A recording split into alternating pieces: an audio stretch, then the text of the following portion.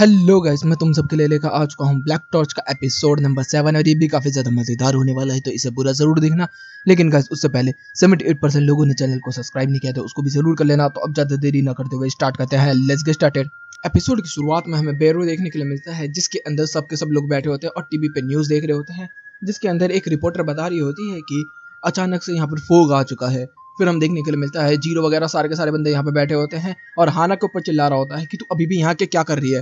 तो कहते हैं कि मैं तो खाना खा रही हूँ। तो कहते अच्छा एक बात बताओ, तुम मोनोसके जो होते हैं ये इंसानों को क्यों खाते हैं, नॉर्मल खाना क्यों नहीं खा सकते। तो वो कहते हैं कि क्योंकि इंसानों के अंदर वाइटल एनर्जी होती है, उसको खाने के बाद वो काफ़ी ताकतवर और अच्छा फील करते हैं इस वजह से। तो कहते हैं कि अच्छा ऐसी बात है। तो कहते हैं कि हाँ।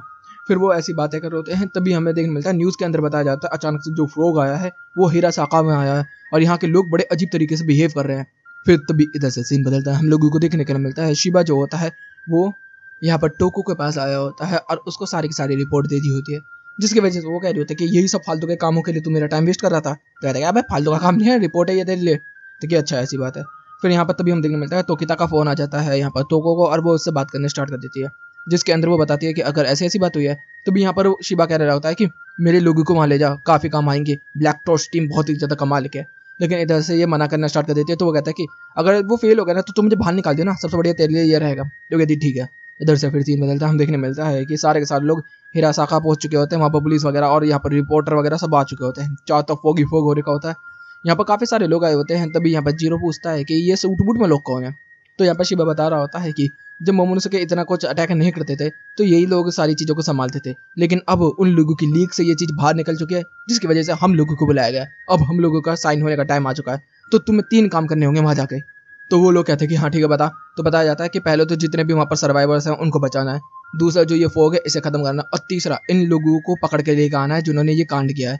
और तुम लोग जब वहाँ पर जाओगे तो हम तुम लोगों से बात नहीं करवाएंगे। तभी यहाँ पर बाकी लोग पूछने लगते हैं अच्छा ये हो गया तो फिर हम बात कैसे करेंगे, एक दूसरे कॉन्टैक्ट कैसे करेंगे।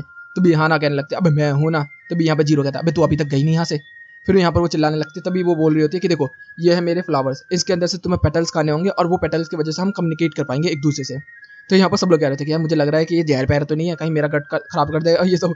तो शिबा कह रहा था कि अच्छा छोड़ो ये सब बातें, चलो ब्लैक टॉर्च दिखाओ अपना कमाल। इधर से फिर सीन बदलता हम देखने मिलता है कि एक फीमेल डीमन होते हैं यहाँ पर, और यहाँ पर फिर एक मेल डीमन देखने मिलता है जो कि बहुत ही तगड़ा है, उसके हाथ में एक इंसान की सर होता है। दूसरी तरफ हम एक लड़के को देखते हैं जो कि देखने में काफ़ी ज़्यादा खूबसूरत लग रहा है, और वो कह रहा होता है कि वैसे तुम लोग ये सब क्या कर रहे हो, मेरे को तो कुछ भी इंसान पसंद नहीं आ रहे, मैं तो सारे इंसानों को इकट्ठा करूँगा, वैसे भी 200 इंसान है, काफ़ी अच्छे रहेंगे। तभी हम देख मिलता है जो तगड़ा वाला होता है वो कह रहा होता है कि अबे रोरन तू हमेशा यही सब बकवास क्यों करता है। तो कहता है कि अबे कानावा हमें ये करना पड़ता है, मास्टर ने हमें यही बोला है। दूसरी तरफ हम लड़की का नाम भी पता चलता है कि जिसका नाम है नरुको, और वो कह रही होती है कि मैं तो चली सोने के भैया। तभी वो कह रहा होता है कि अगर वैसे कोई अटैक कर गया तो क्या होगा। तभी यहाँ बताया जाता है कि एक बंदा हमारे लिए गार्ड कर रहा है यहाँ पर। फिर वो लोग इसी तरीके से बातें कर रहे होते हैं, तभी हम देखने मिलता है दूसरी तरफ हमारे लोग जो होते हैं वो फोक के अंदर एंटर कर चुके होते हैं, वो भी इनविजिबिलिटी का इस्तेमाल करके।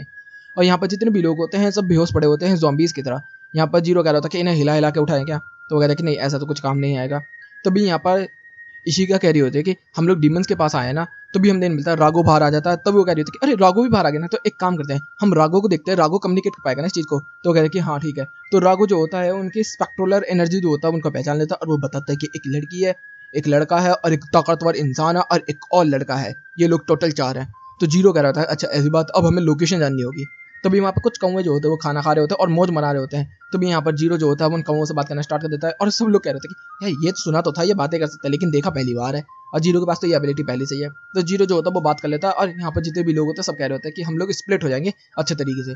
तभी हम लोग देखने मिलता है कि जो कानावा होता है वो सीधा एंटर कर चुका होता है हमारे दोस्तों के सामने, और यहाँ पर सब लोग उसे देख रहे होते हैं और वो कह रहे थे कि ओह ये पिल्ला मजा आ गया, फाइनली मैंने तुझे ढूंढ लिया राघव। तभी हम देखने मिलता है कि जीरो कह रहा होता है कि तुम दोनों यहाँ से निकल जाओ इशिका, मैं इसको संभालता हूँ। तो कहते हैं कि ठीक है। राघव और जीरो अब सामने आ चुके हैं कानावा के, और दोनों तैयार हो चुके हैं फाइट करने के लिए। इधर से सीन बदलता है, हम देखने को मिलता है कि रोरेन के सामने यहाँ पर इशिका आ चुकी होती है, और वो उससे बोल रही होती है कि तैयार हो जा मॉन्स्टर, अब तेरा गेम बजाने वाली हूँ मैं।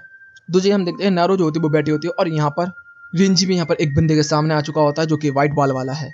फिर इधर से हम देखने मिलता है कि जीरो जो होता है वो कानावा के ऊपर सीधा अटैक करना स्टार्ट कर देता है। यहाँ पर हम देखने मिलता है कानावा के मसल्स काफ़ी ज़्यादा बड़े हैं, लेकिन उसके जो मूव्स हैं वो काफ़ी ज़्यादा सिंपल्स हैं, वैसे वो काफ़ी ज़्यादा ताकतवर है। तो यहाँ पे जीरो जो होता है वो ब्लॉक पर ब्लॉक कर रहा होता है और डॉच पर डॉच कर रहा होता है, बहुत ईजी तरीके से डॉच कर पा रहा होता है।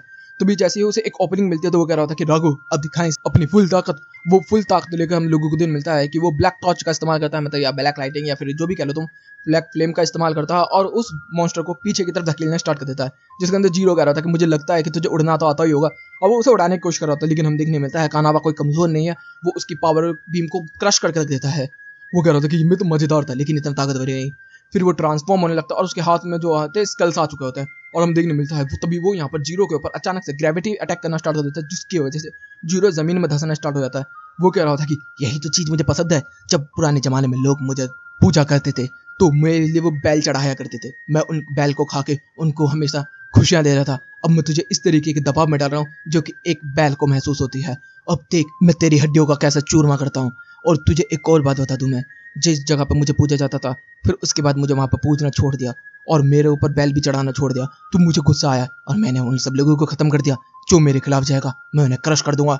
और तभी वो जीरो का आसमान में उठाता और उसे क्रश करना स्टार्ट कर देता है। हम देखने मिलता है जीरो जो होता है वो सुकड़ना स्टार्ट हो जाता है शरीर के अंदर।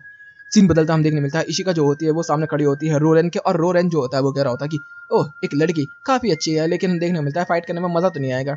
तो भी वो कह रही थी कि ऐसा कुछ भी नहीं है। तो भी हम देखने मिलता है रोरेन जो होता है अपने स्पीयर्स का इस्तेमाल करके यहाँ पर अटैक करना स्टार्ट कर देता है, और वो इल्यूजन इस्तेमाल कर सकता है, तो वो यहाँ पर लोकेशन भी चेंज कर देता है, जो कि देखने में काफी ज्यादा खूबसूरत लग रही होती है। और यहाँ पर वो कह रहा होता है कि हमें मालिक ने बोला है कि जिंदा पकड़ के लेकर आना है सब लोगों को, तो मैं सोच रहा हूँ तुझे भी पकड़ के लेके चला जाऊँ। तभी यहाँ पर इशिका कह रही होती है तेरी औकात भी है इतने टच कर पाए। तो भी वो फिर से स्पीयर्स के अटैक करना स्टार्ट कर देता है। हम देखने मिलता है इशिका काफी ज्यादा तेज है, वो इजिली सारे मूव्स को आराम से डॉच कर रही होती है और इधर से इधर बच रही होती है।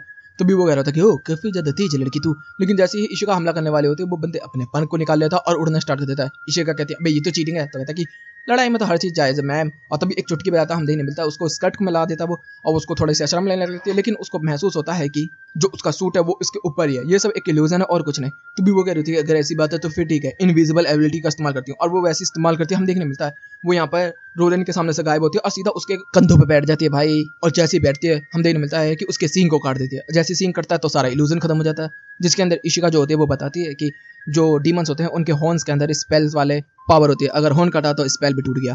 दूसरी तरफ हम देखने मिलता है कि कानावा ने यहाँ पर जीरो को पूरी तरीके से क्रश कर दिया होता है, लेकिन तभी हम देखने मिलता है जीरो जो होता है वो ट्रांसफॉर्म हो चुका होता है अब राघव की पावर के साथ, और वो एक बिल्ला ही लग रहा होता है, जिसके अंदर वो कह रहा था कि मेरी पावर अब इतनी ज्यादा बढ़ गई है, कहीं वो सूट मेरे को न्यूट्रलाइज तो नहीं कर रहा था जिस तरीके से शिबा ने बोला था।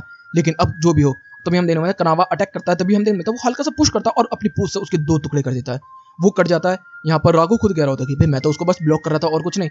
क्या वो सूट सच में मुझे इतना प्रेशर कर रहा था या फिर मेरी ताकत इतनी बढ़ गई? नहीं, ऐसा तो नहीं है कि मैं और जीरो एक साथ मिल चुके हैं जिसकी वजह से मैं अब उसकी लाइफ फोर्स को अपने अंदर फीड कर रहा हूँ। कहीं जीरो की मैं वाइटल एनर्जी को तो कंज्यूम नहीं कर रहा धीरे धीरे करके, ऐसे तो ये मर जाएगा। दूसरी तरफ सीन आता है रेंजी की तरफ, जिसके अंदर सामने रेंजी के बंदा होता है और रेंजी कहता अपना हथियार निकाल। जैसे वो हथियार निकालता तो रेंजी उसे पहचान लेता और वो कहता कि मेरे भाई आ गए तू, और तभी रेंजी और सेंजी की लड़ाई, और यहीं पे एपिसोड भी खत्म होता है। तो गाइस वीडियो चलेगी तो वीडियो को लाइक कर देना, चैनल को सब्सक्राइब कर देना, कमेंट बॉक्स में अपनी प्यारी प्यारी बातें भर देना। Okay guys bye bye, thank you for watching.